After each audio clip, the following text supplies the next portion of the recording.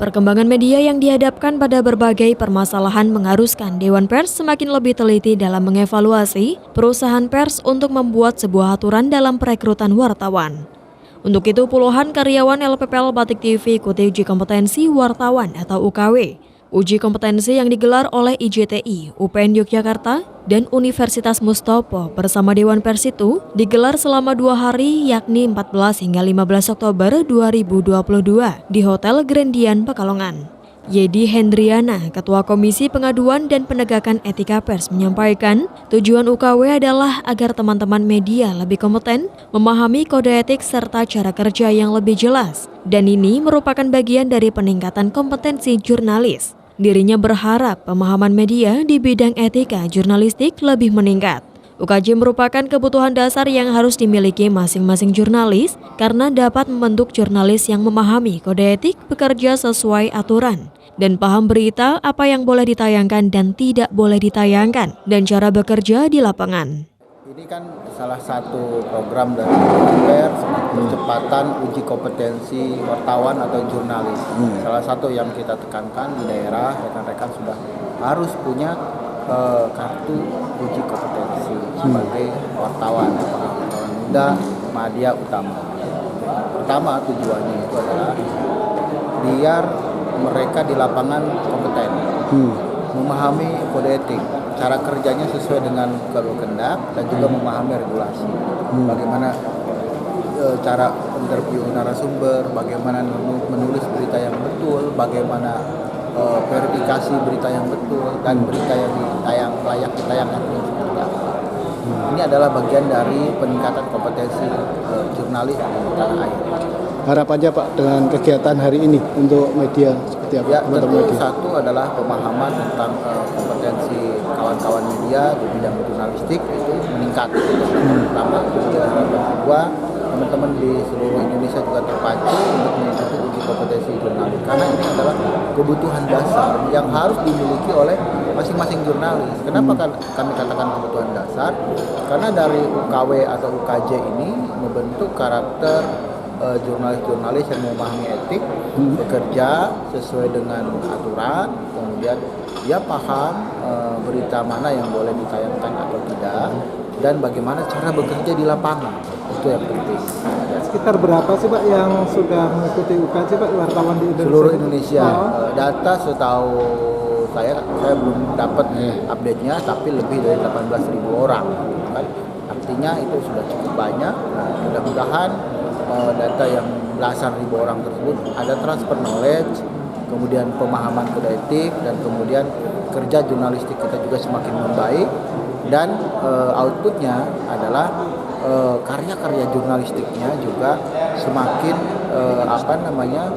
memperlihatkan bahwa ini memang kepentingan masyarakat ada di sini, kepentingan publik ada di sini.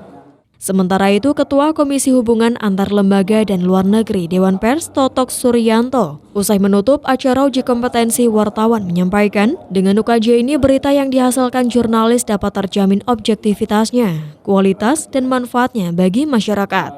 Masih ada berbagai pelanggaran yang dilakukan jurnalis di lapangan. Untuk itu dirinya meminta para jurnalis dapat menjalankan tugasnya sesuai SOP. Kalau nanti kemudian laporan ke Dewan Pers masih banyak, itu artinya gagal. Ya, saya sampaikan di Dewan Pers rapat pleno bahwa manakala pengaduan kepada Dewan Pers begitu banyak, maka layak kemudian kita bersedih karena berarti pelatihan dan lain-lainnya tidak mencapai hasil. Artinya yang diuji pun ternyata tidak sesuai dengan hasil yang diberikan dalam bentuk sertifikat. Nah, ini tantangan.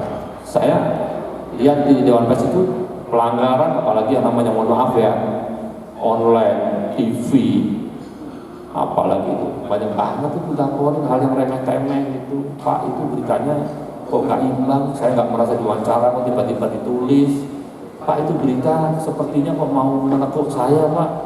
Tiba-tiba ada nih contoh pelajaran rumah sakit datang ke kami untuk mengatakan tolong Pak dibantu kami di berkumpul dengan para wartawan di daerah kami karena tiba-tiba ada berita itu rumah sakit ini tidak memiliki unit pengelolaan limbah.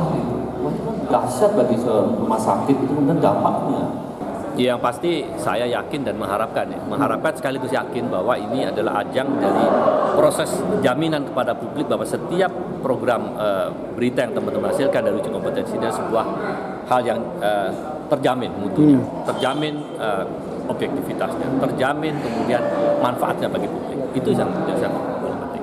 Kalau seperti apa Bapak kondisinya di lapangan Bapak yang terjadi di lapangan? Pelanggaran Ya, pelanggaran itu kadang-kadang kita nggak sadarin ya. Makanya di dalam proses bekerja jurnalistik itu teman-teman mesti memiliki SOP. SOP itulah kemudian kadang-kadang memandu kita supaya kita tidak melampaui atau tidak mengesampingkan proses. Proses itu kan ada misalkan kalau proses proyeksi, mengumpulkan item-item atau isu-isu apa yang mau kita garap, lalu kapan deadline-nya, siapa narasumbernya, dan sebagainya. Kemudian itu membuat ketika sudah diplanningkan dalam bentuk proyeksi liputan, proyeksi siaran kalau TV, maka itu akan terjamin bahwa tidak ada pelanggaran prosedur, pelanggaran kode etik di situ. Masyarakat sendiri apakah sudah cukup ikut partisipasi mengawasi kerja pers? Nah ini yang benar di pertanyaan ini, karena sekarang publik pintar sekali. Sekarang dia tahu kalau ada apa-apa, oh ini berita apa ini dilaporin tuh, laporin ke Dewan Pers gitu ya. Kita bersyukurnya masyarakat juga paham bahwa pers ini adalah berdasarkan undang-undang yang memang sifatnya leg spesialis. Jadi penyelesaiannya tidak seperti orang mengadukan kepada Polri dan sebagainya. Karena Polri pun menyadari itu dan kita punya kerjasama, punya MOU yang kemudian bisa menjaga sama-sama menjaga kemerdekaan pers. Oleh karena itu, Dewan Pers akan menata ulang media-media yang dinilai menyalahi Undang-Undang Nomor 40 Tahun 1999, sehingga lebih tertib serta para wartawan memiliki integritas dan bisa menjalankan tugas sesuai dengan kode etik jurnalistik. Romi Suharto, Batik TV, melaporkan.